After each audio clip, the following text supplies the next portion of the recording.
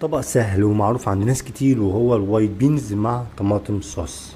اول حاجه طبعا جبت فاصوليا بيضه سلقتها نص سلقه عشان ما تتهراش معايا، ومعاها بصلايه او بصلتين كبار متقطعين تقطيعه كبيره، وعندي كمان صوص طماطم على قد 6 حبايات. والتوابل اللي هستخدمها هي ورقتين لورا، معلقه كزبره، نص معلقه فلفل اسود، ربع معلقه سبايسي على حسب الرغبه، وكمان الملح على حسب الرغبه.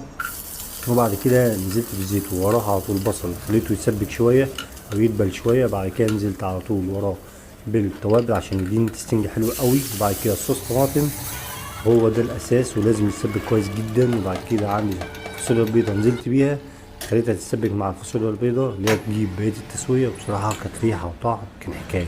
عملت معاها معلقتين من الرز الابيض، وكان بصراحه حلوه لوحدها وحلوه مع الرز الابيض. اتمنى الفيديو يعجبكم، ما تنسوش تدعموني على قناتي دي برامج سعد محبوب. اشوفكم في حلقه جديده، والسلام عليكم ورحمه الله وبركاته.